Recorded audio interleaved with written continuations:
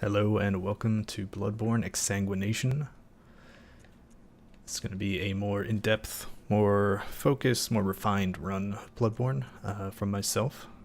Exsanguination, of course, means to drain of blood. So we're just going to drain Bloodborne. We're going to get the most out of it. We're just going to try to dig in deep and really take everything it has to offer. So without further ado, let's get started. Oh, yeah. Pale.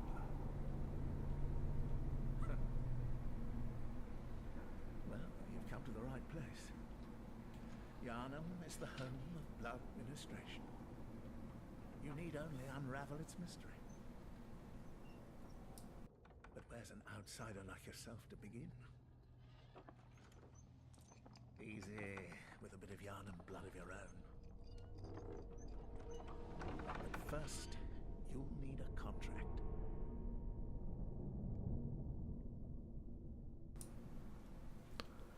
Okay, so I guess the first thing we have to analyze is that intro.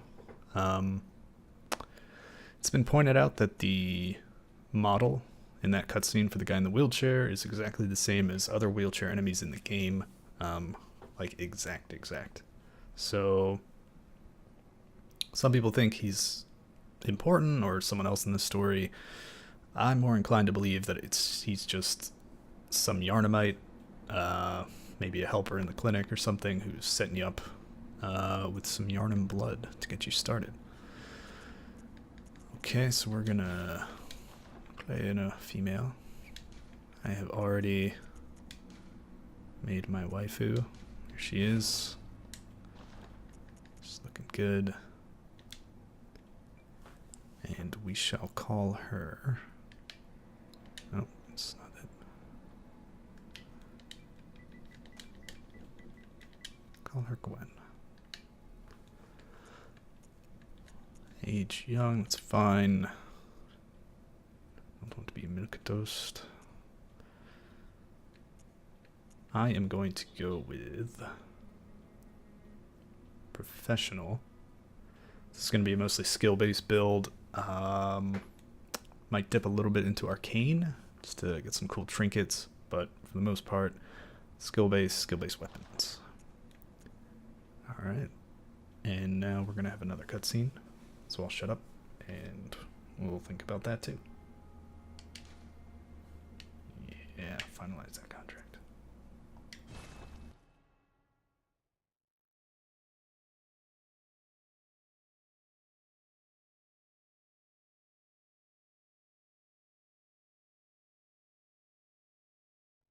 Good. All signed and sealed. Now, let's begin the transfusion. Oh, don't you worry. Whatever happens, you may think it all a mere bad dream.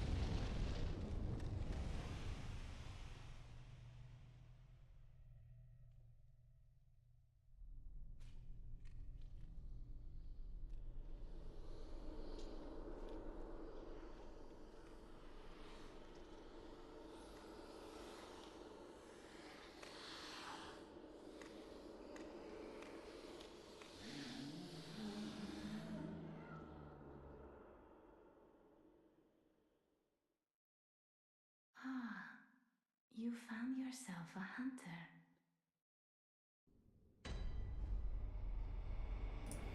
and we awaken in Yosefka's clinic. So, pretty interesting little cinematic there.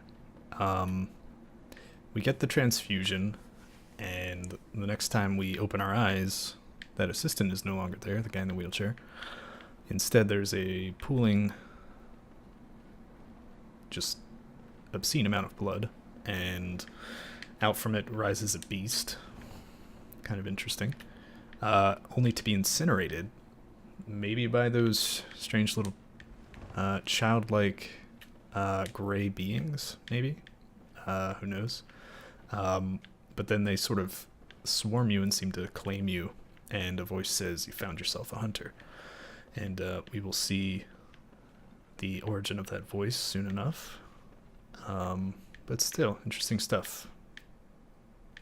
And also interesting how he points out that whatever happens, you may think it all a bad dream. So, was what we just had the dream? Are we still in the dream? Is this a shared dream? Things to think about. And in a handwritten scrawl, seek pale blood to transcend the hunt. Okay. Obviously, from the intro cinematic, we know our character was asking about pale blood. It seemed the man in the wheelchair was answering us about that. Talked about pale blood. Seemed to recognize it. Maybe he was just talking. But then said we needed Yharnamite blood in order to set us on the path there. So it's interesting. And the note says seek it to transcend the hunt. No, transcendence means to leave, to move to a higher sort of plane. Basically means to make obsolete. And here we see our first enemy chowing down on a guy. Some people think this is the man in the wheelchair who helped you. Could be. I don't know if we'll ever know for sure, or if this is just some other poor soul who wasn't so lucky in their transfusion. But we are just going to run right by this guy. You don't really need to mess with him right now. And we're going to get the hell out. Oh, please. Oh, alright. He's being a little difficult. Just lead him back. Get him out of the way. Jukes. And we're out. Come over here, pick up some bullets. Bullets will come in very handy once we get our weapons, which should be very soon. This door does not open yet. We'll get around to it later. Although there is a neat sequence break you can do early on to get behind that door, but we'll be going through the game mostly as intended, I think. And now we are in central Yharnam. See a great bridge up ahead of us. A lot of steeples, a lot of spires. And we get some blood from this guy. Blood vials are, of course, our healing items in Bloodborne. And here we see another enemy. Still no weapons yet, but soon enough. Just sort of make your way around these people. If you do die to any of the enemies early on, don't worry too much about it. You'll just get to where we're trying to get to a little bit faster.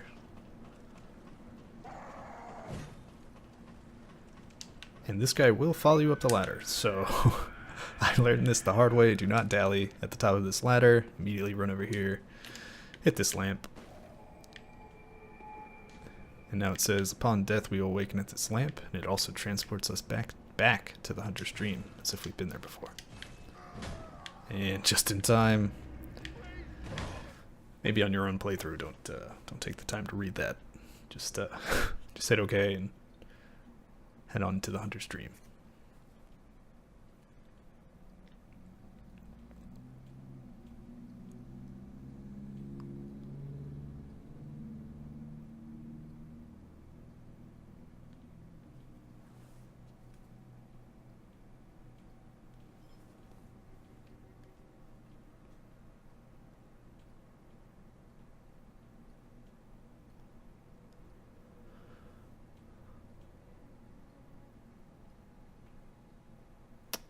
we find ourselves in a semi-idyllic landscape. We've got a sort of church-looking structure here. A few pathways, a lot of flowers, some tombstones, and someone just hanging out here. Ah, just an abandoned doll. Fair enough, fair enough. Before I do anything more, I'd like to just make sure we can hear people clearly, because we are going to do some talking soon. And here we see those strange pale creatures. Apparently they are called the messengers, and it says we should accept a gift from the messengers. Oh yeah, let's do it.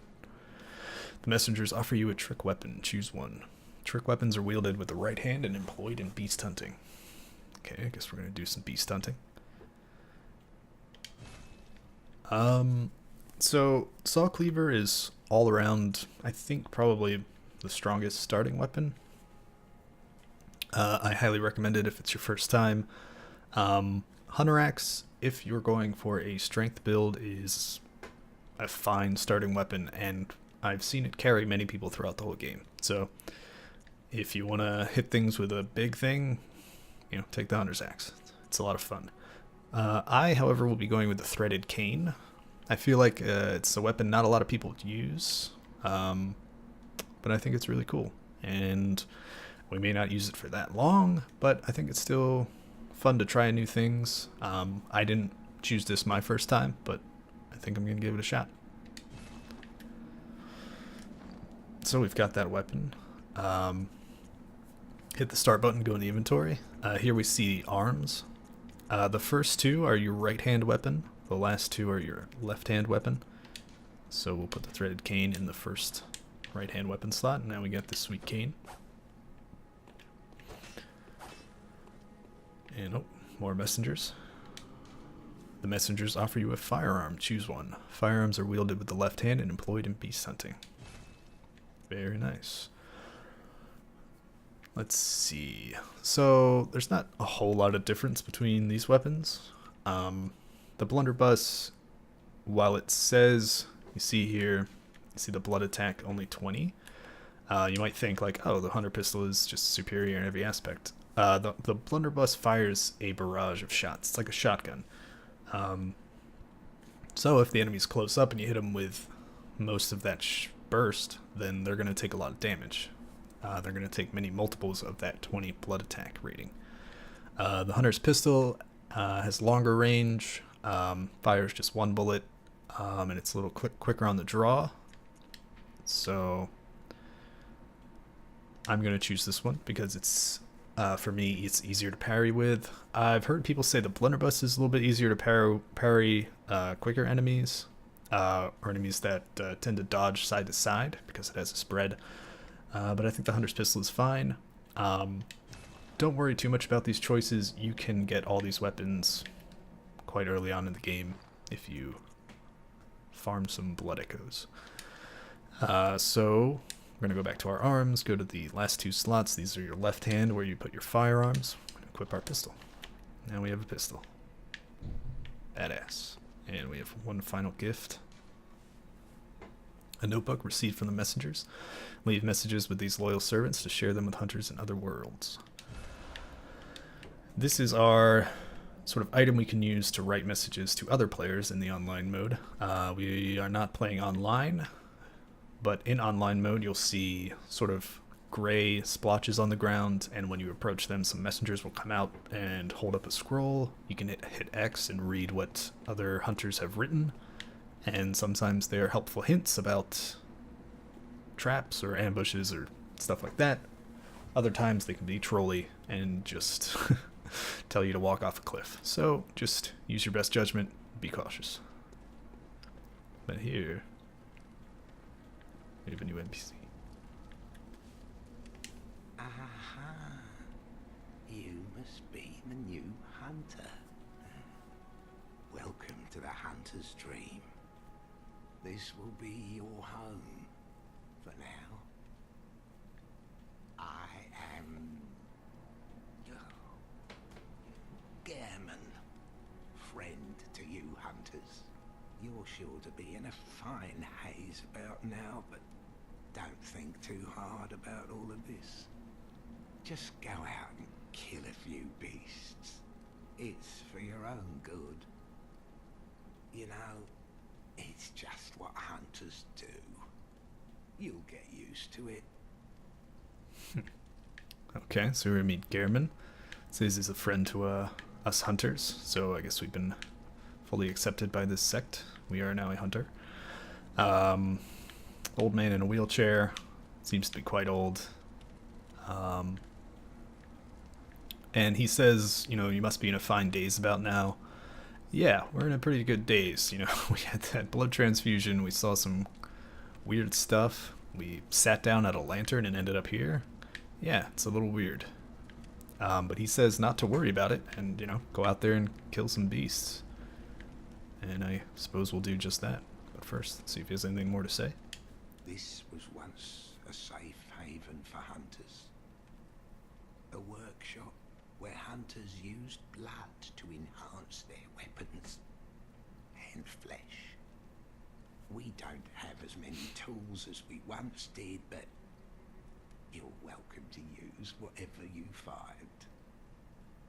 Even the doll, should it please you. So this was a hunter's workshop where they use blood to enhance their weapons and flesh. We will definitely be doing some of that. And he says, even the doll if it please you, as if it's some sort of forbidden taboo thing. And yes, I know there's that easy joke everyone uses, but we shall refrain. So he must be talking about this doll. But we can't really do anything right now. It's just a doll. That might change.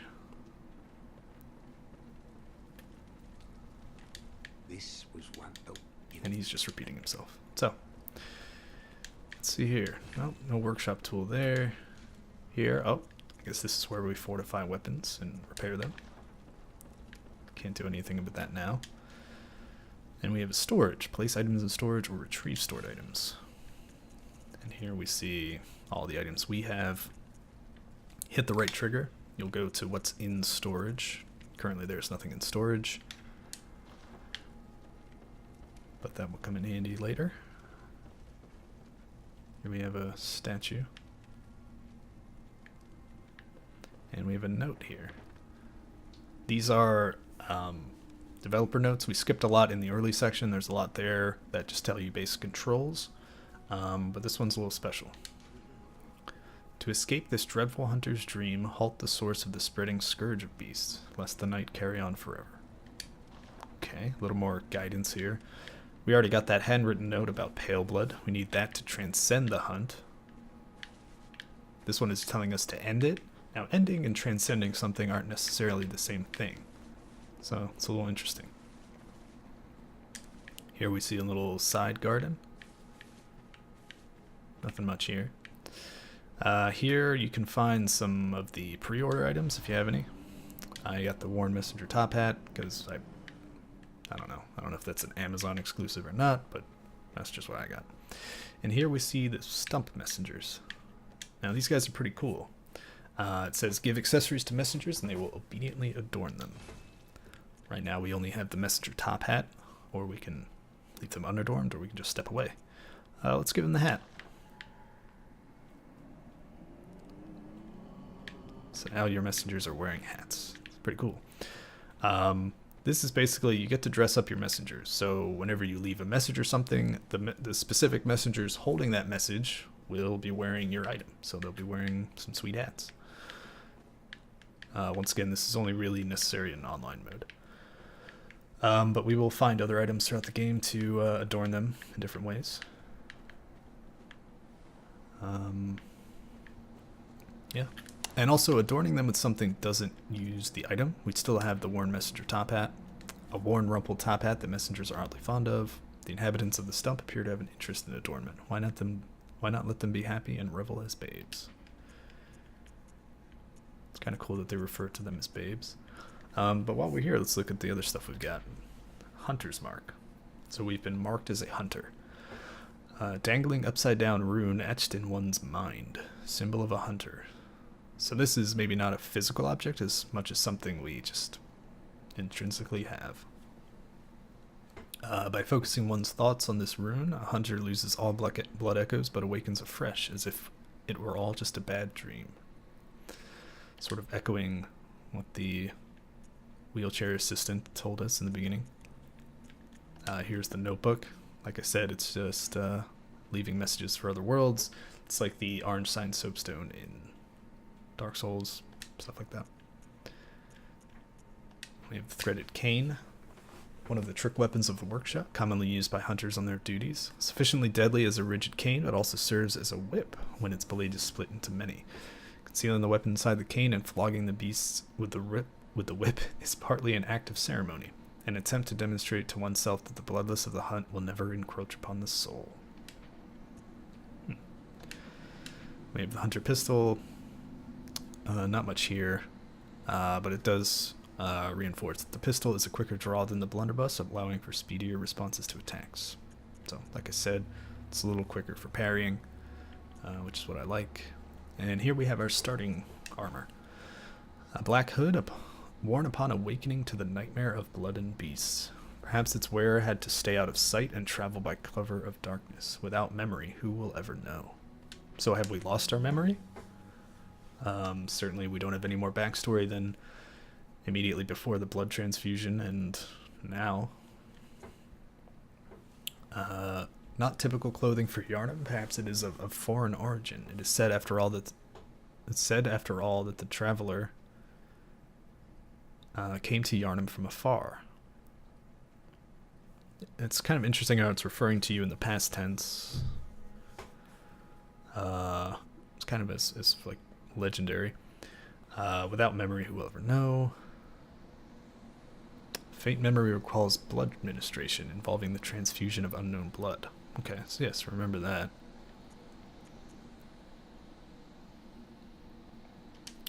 So it looks like we're wearing foreign garb.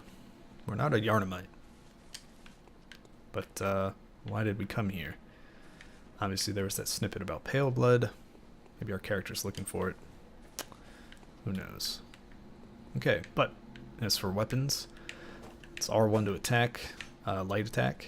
R2 gives you some heavy attacks. With the cane, looks like they're thrusting attacks. L1 will transform your weapon.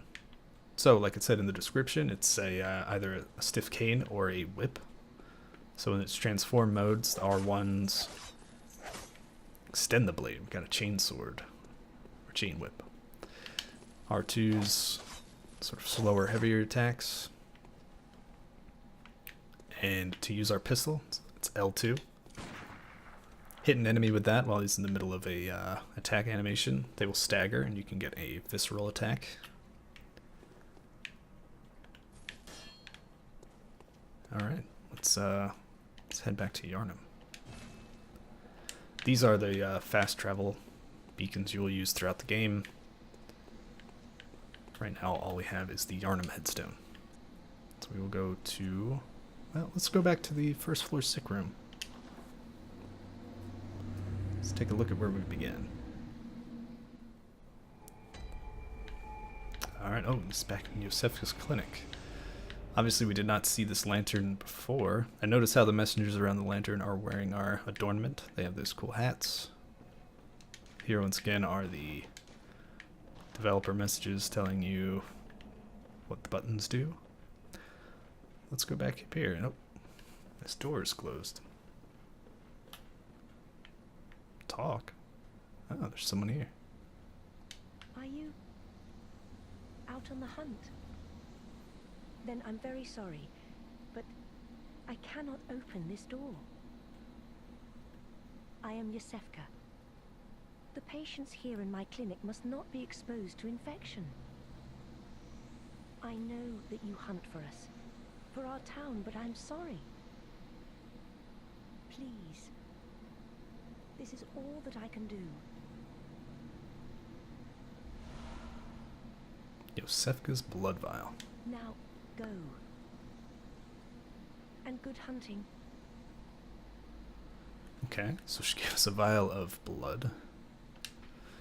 Blood vial acquired from Yosefka's clinic. This refined blood, highly invigorating, restores a larger amount of HP. The product of slow and careful refinement process, this rare blood vial appears to be a clinic original.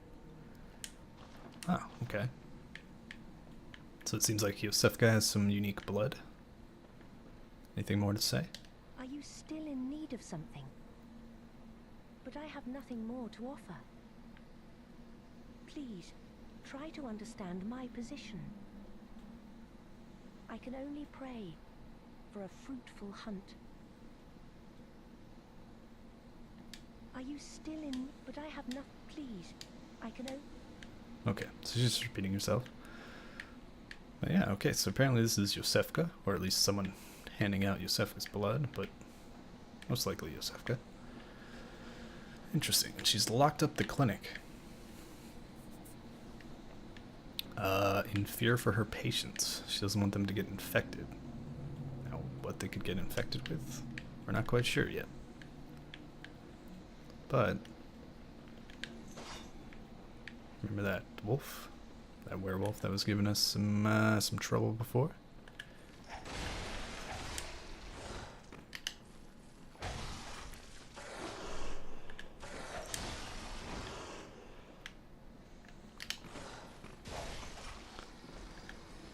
And there we go. That's one of the main advantages of the sword cane, is that in whip form it has pretty good range. So now we can get a better look at this guy. That one arm looks pretty long compared to the other. But yeah, hard to say if it's the wheelchair guy. I don't see any wheelchairs around here. Now we can get the item that we missed back here. Some more blood vials. Always handy.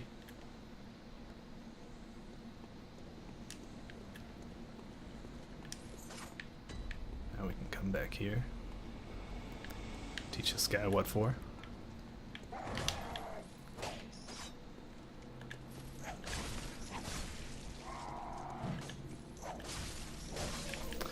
So definitely the advantage of the whip sword is just stay out of your enemy's range, wait for an opening to attack, and just hit him a couple times, rinse and repeat.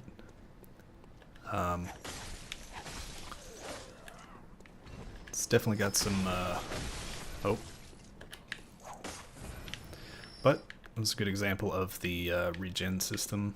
Whenever you take damage, you'll notice my life bar and Molotov cocktails are very useful, by the way. Definitely recommend getting those. Once you take damage, any damage you deal for a short while afterwards will refill your health bar.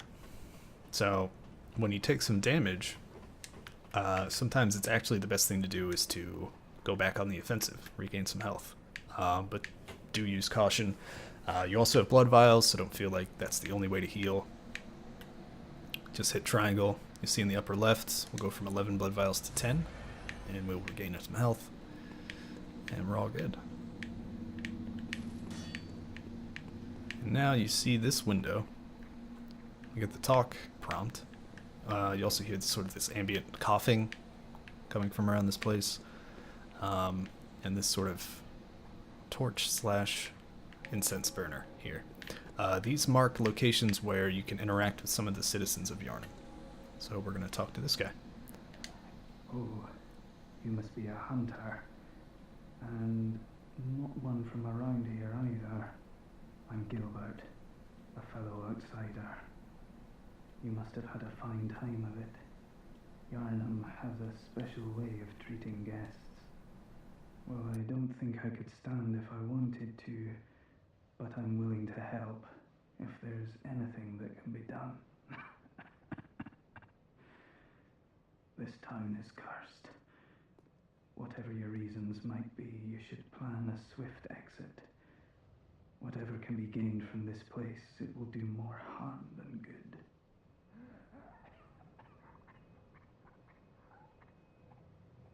Pale blood, you say?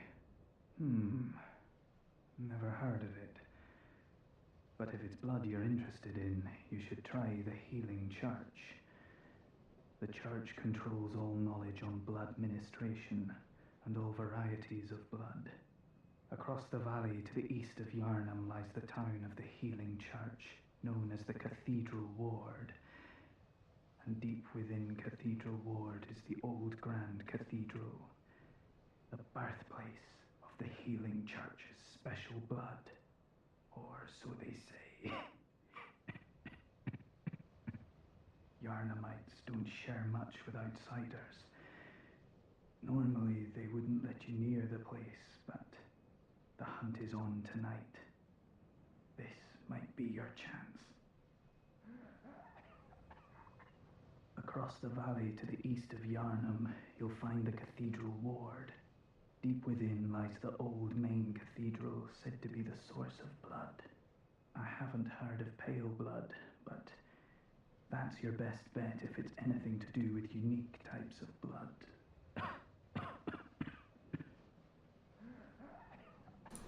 Alright, really interesting stuff.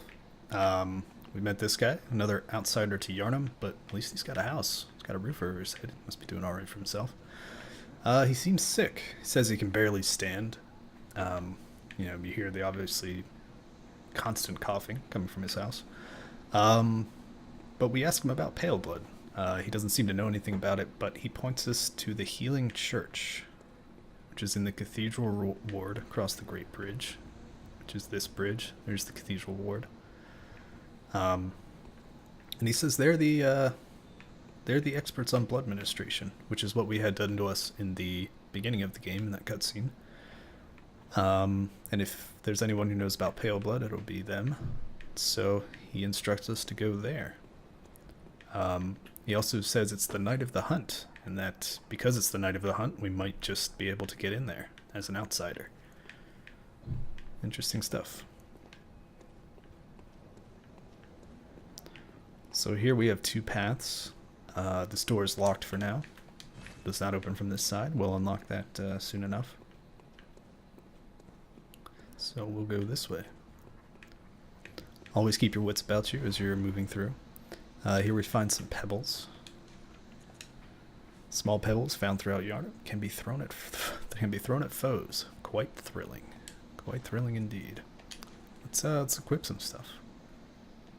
I'll use the pebbles, Molotovs, and Yosefka's blood vial in case we need it.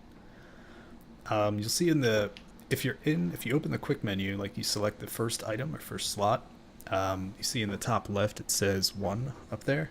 If you hit the triggers, you can actually cycle through the other slots without having to back in like this. I see a lot of people doing that. It's much faster to just hit that and like move through your inventory and start just slotting stuff you want in your quick bar. Now to cycle through things on your quick bar, you hit down on the D-pad, and you'll see in the top left we're cycling through all those, and we'll use square to use them. But let's move on. Oh, we see this guy, must be his first ambush, first day on the job. Didn't go so well for him. Here we see a little break in the grating. Could potentially drop down there, but no reason to right now. That guy, he's just hanging out. Go this way. See a guy sleeping here. No fooling me. Let me see shield guy. Now shield guys, you use a charged R2. If I can actually hit him, it'll break their guard, and you can just get in there, chop them up. Also, a thing to note about charged R2s, if you see that flash and that light, if you hit an enemy in the back with that, you can stagger them and perform a visceral attack. Much similar to a backstab in Dark Souls and Demon Souls.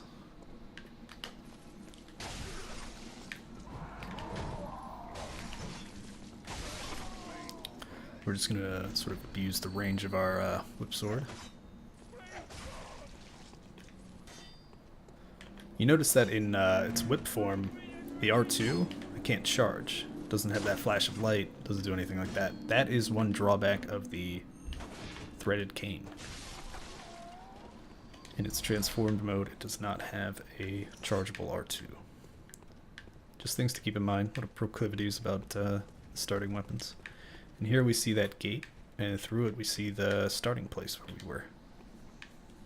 and this will open it for us.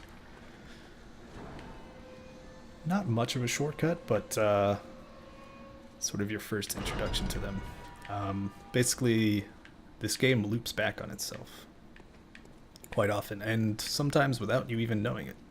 You'll find yourself in familiar territories, and you'll have quicker ways to get where you need to go. This guy can be a bit of a pain. If it's your first time playing, there's really no reason to even fight this guy.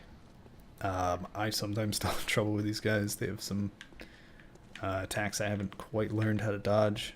But if you kill him, you can get a lot of blood echoes and have a chance at some good item drops. So I'm going to hopefully show you an easy way to do it. Oh, it's got the parry there, but I also got hit. But luckily with the regen system, I was quick enough to get my health back with that visceral attack. Yep, that attack is a pain to dodge. So I'm just going to back up. Not going to go too crazy. Just use some blood vials and and hopefully the range on Arcane.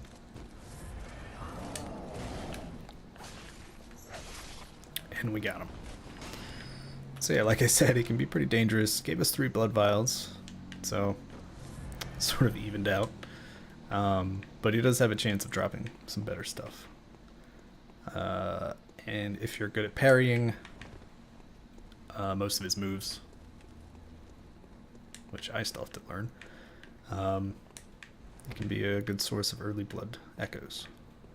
And I keep saying blood echoes. That's you look in the top right. You see the little hunter's mark symbol and the 1257. That is our blood echoes. Those are what we use to level up and also buy new equipment. And here we see that place we could have dropped down. The person who is here is now missing. We see another incense burner. Are you that outsider? Well, sorry, but I don't want anything to do with you. Trot along, will ya? That's pretty rude. Are you that outsider? Well, sorry, but trot along. So this is our first taste of the hospitality of Yharnam, which is quite lacking. You know, got some more enemies here.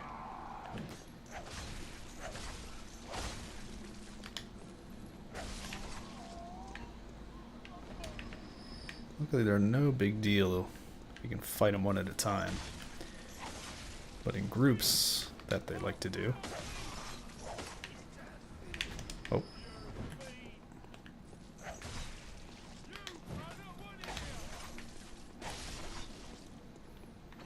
But once again, if you choose to use the threaded cane, just make sure you use your range to your advantage. It's your one big advantage with this weapon. Here we have another incense burner, once again marking an interactable sort of citizen here. Lads, you've come on. You'd open the door on a night of a hunt. Away with you. Now. Once again, not so hospitable Yharnamite. Lads, you've come on. Away with... And he seems reticent to open his door on the night of the hunt. I don't blame him.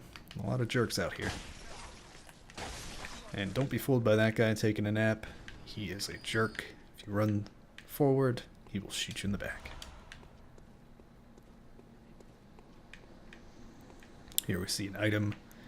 And this is your first introduction to sort of tricks that FromSoft like to play. They put an item there, and oh, what's this? Guy who wants to stab you in the back as soon as you pick it up.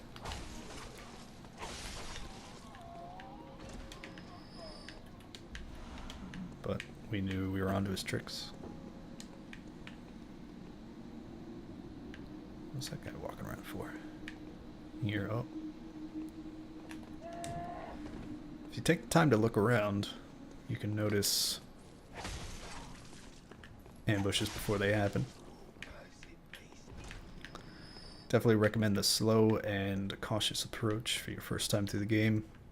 Just try to be observant. Try to look at your surroundings, and here's a good opportunity. If this guy leaves us alone. But you see all these people, they're having a good old barbecue. Looks like they burned one of those werewolves. And they're just hanging around. And there is a heck of a lot of them. But if we try to stick to the sides here, not try not to die, we can hopefully avoid having to fight all of them at once.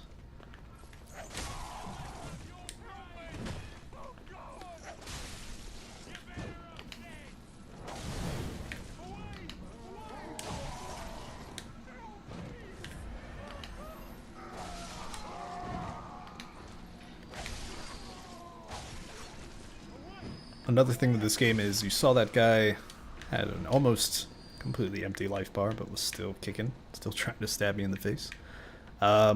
Never assume an enemy's dead. Just be very cautious, always maintain your distance, don't go too aggressive, because that tends to happen quite a bit. You'll nearly kill an enemy but not quite, and you'll think he's dead, and he'll just tear you a new one. So now I think it's a good time to highlight the use of the pebble. If we just hit this guy with one, he'll come over to party and leave his friends there.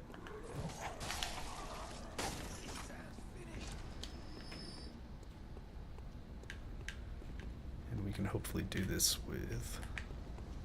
I don't want that guy to see me.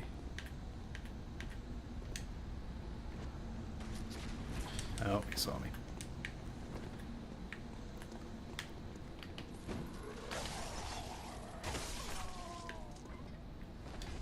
A big part of this game is knowing attack ranges, knowing your enemy's attack range, knowing your own attack range. It's all about spacing. If you can get your spacing down, you'll have a much easier time with this game. And right now, we're just going to ignore the shield guy. He's pretty slow. We're going to try to get this guy without dying. That other gunner who was up there.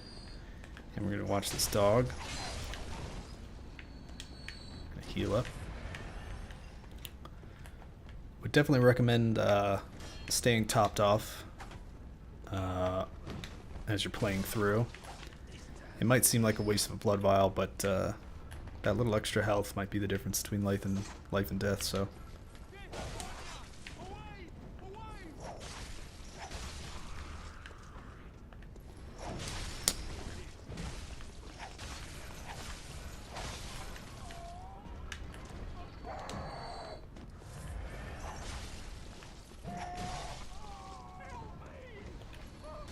Let's see if I can show you the backstab, if he doesn't burn my face off.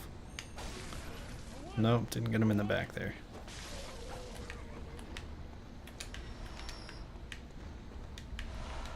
Got some blood vials, got some quicksilver bullets. And here, don't be too afraid of the door. Let's go over, grab some free blood vials. And let's go pay this guy a visit.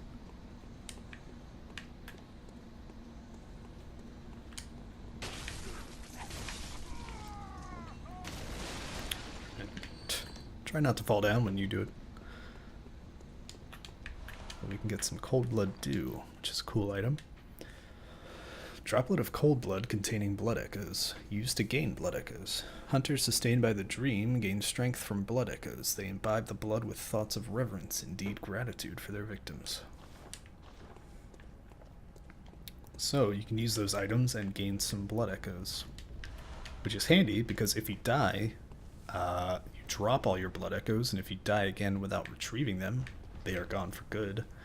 But those items you can never lose. And you can consume them if you need some blood echoes in a pinch. And they come in quite handy. And here, you know, always good to, when you come into a new area, check your surroundings. Take a look back every now and again. You might notice something you've missed. Some more blood here. And here we have another incense burner. And some ladies sound like they're having a good time. I don't reckon you're from round here. Well, stuck outside on a night of the hunt. Oh, you poor, poor thing.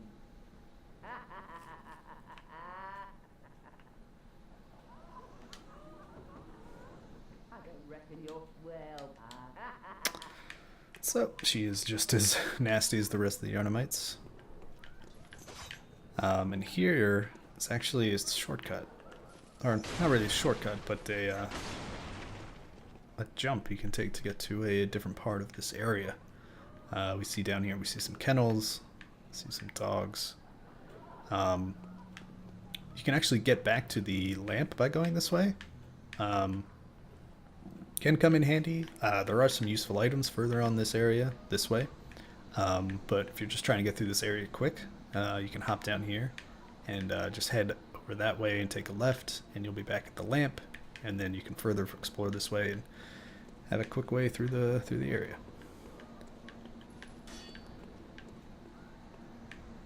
Right, here we are in sort of a fountain plaza. And here we see the person who was banging on that door. One of the best ways to take these people on, it's kind of hard to sneak up on them. I think he's scripted to turn around. Yeah. So if you can, try to get a parry, which I just missed. There we go.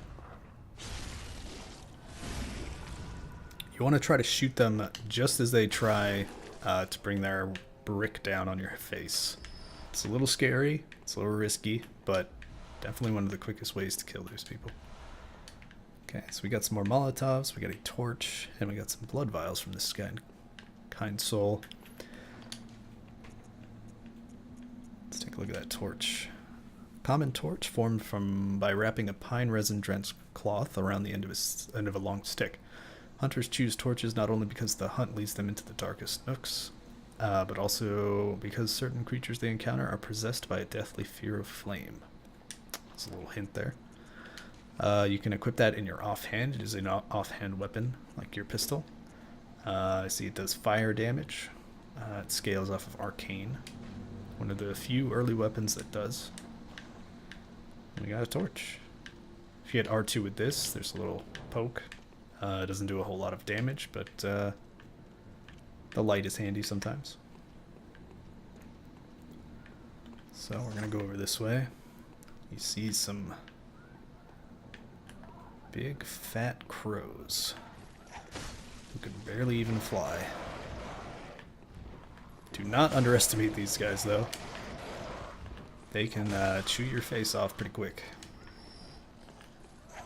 But once again, we've got good range with the threaded cane. And we can just stay out of their range, let them do their flying attack, and just slice them up. Let's see what they were trying to get at. Dead body with some oil urns. Oil urns, I'll admit, I didn't have done too much with. But it says, when this urn hits its mark, the target is drenched in oil and made extremely flammable. Fire is commonplace on the hunt, and oil urns accentuate its effect. Sometimes when hunters burn beasts, they appear intoxicated by the euphoria of purification. Interesting. But yes, you can equip these items in your quick items. And if you manage to hit someone with the oil urn, and then hit them with a fire attack like this, or maybe a Molotov, they will take double damage from the next fire attack. Just one, but double damage is a hell of a thing, and you can do a hell of a lot of fire damage with one of those urns and a good weapon, or even just a Molotov. Here we see that item we can see from back there next to the pyre, and I'm just going to top myself up for this next part. I also see a gate here, but we cannot open it right now.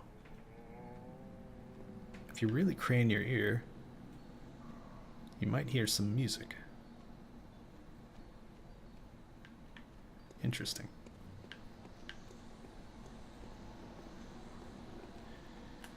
Here we see a feral dog.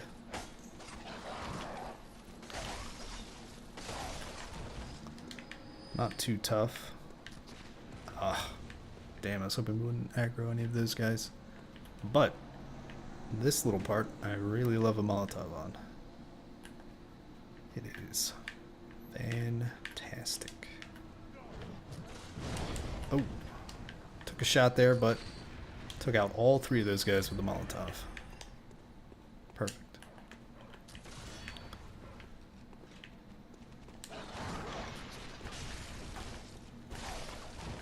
Be careful of dogs. They don't do a whole lot of damage, but they are fast and they like to dodge. So, don't underestimate them. Especially when they're accompanied by other people. They can hit you at the most inopportune time. And here we get some more blood vials. Got some more bullets from that guy. And now we make our way up these stairs.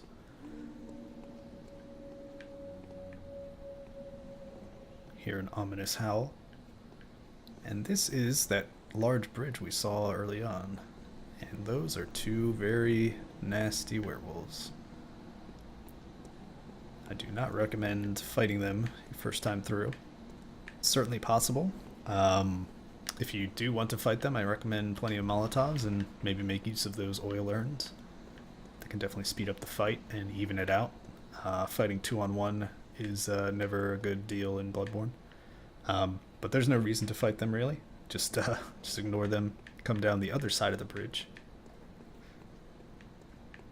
Go through a few alleyways, some houses. Here we see that that bonfire those guys were having. Get some more pebbles. Always handy. Here we see an item not too well hidden.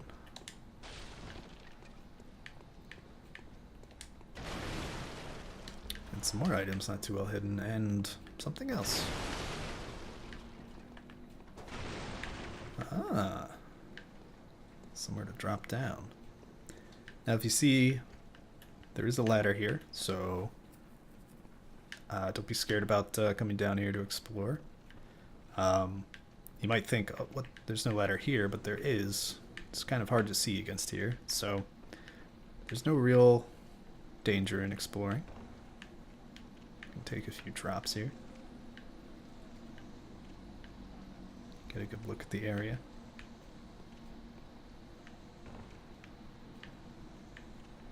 We see some guys walking around with torches of their own. Maybe it's a little generous to call them guys. They appear pretty beastly.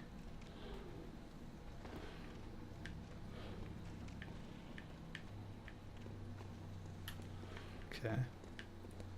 These guys are definitely more manageable if you know how to parry. So I'm going to try to do my best to highlight that. Try to get this guy to join us.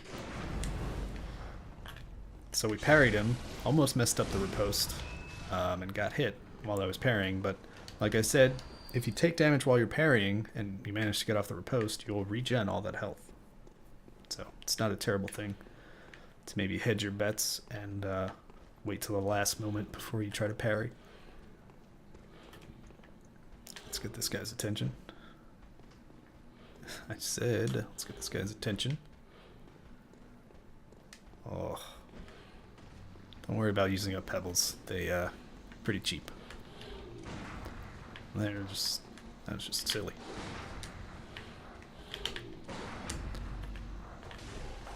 Messed up the riposte, but if we can just R1 spam him out, it's fine too. Now this guy. These guys with the spear, they are very nasty. They can do a hell of a lot of damage with that thing. So let's try our best to parry him. We did.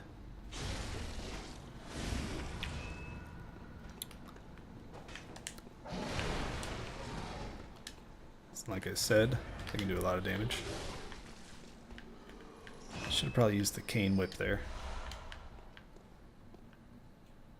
But he's alright. The trick to parrying is it's definitely easier on enemies with slower attack animations. Wait until they've finished their windup and they start bringing their arm forward. That's when you want to hit R2 and get your parry. And down here, see a lot of big rats. Not very fun. Let's just top off, shall we? Got plenty of blood vials. I'm not too worried about it. But here we also see a rafter with an item on it that you can get to. Take a step forward. And get some thick cold blood. That is a cold blood item. Gives you blood echoes, but gives you substantially more than the cold blood do. So it can come in handy. And here we'll do a falling attack, which is if you fall from a height and you're above an enemy, just anywhere on the way down, hit R1, and you will do a plunging attack, which does a fair amount of damage. Can really help you out sometimes. So we're going to try to use our range against this guy. Don't like when they're right up next to me. Got a few more here. It's got some really good range on the R2. Let's keep that in mind.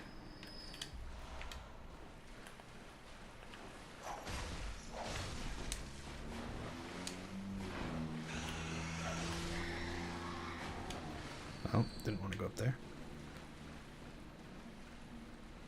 There's no real reason to come back here and kill these rats, but I figure I'll show you guys how to deal with them in case you fall down or get knocked down. Things that have all happened to me. Also, a great thing about the threaded cane is large sweeping attacks, a lot of range and a lot of coverage. So it's actually a pretty strong combination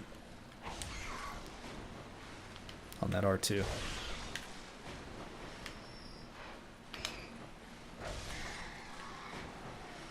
Alright, and you notice from one of them we picked up a throwing knife. Throwing knife with a finely serrated blade, one of the old hunter Henrik's favorite weapons. Does not cause a great deal of damage to beasts, but with deft use can distract attackers and keep them at bay. It can definitely come in handy. It can serve the same use as a pebble. You can use it to attract enemies from further away and keep a group from aggroing onto you. And they also do a bit of damage, bit of chip damage, so you, if you get an enemy low and want to keep your distance, you can just hit him with throwing knives until he dies. And here we have another one of those spear guys. But, much better parry this time. And, didn't want to knock him down, but at least he died from the fall. Down there you can see a lot of corpses. Not really a fun place, but here it's very nice, and this is why I definitely recommend coming down here as a new player. You get a set of armor, and a set of armor that is much better than your foreigner garb. So let's throw that on. Well, let's take a look at it. One of the standard articles of hunter attire fashioned at the workshop. A fine piece of hunter attire that provides stable defense to anyone facing Yharnam's beastly threat. Recognizable by its withered features, this cap is fashioned after one of the old hunters. Interesting. Let's throw that on, and once again, if you're I'm in the head slot of my equipment. If I use R2, L2, R2, I can switch between the slots without having to back out. Same sort of thing, but this one also says allows one to stalk beasts unannounced by cover of night. So we're just going to throw on the hunter's gear, and oh yeah, we are looking good now.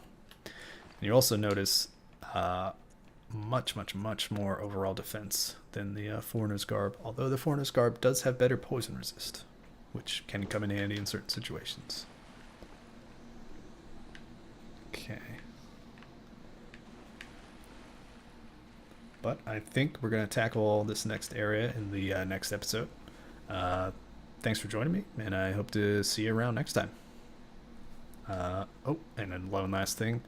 If you hit the left side of your touchpad on the PS4 controller, you'll open up personal effects. It's sort of more item slots that you can use. A little slower than the quick items, but faster than having to open up your inventory and scroll through and find the item you want. But the right side, the left, okay, never mind. It's the right side for the quick items, left side for the gestures. It doesn't always work 100%, so probably best not to rely on it. But You get to do cool emotes. So I'll see you next time.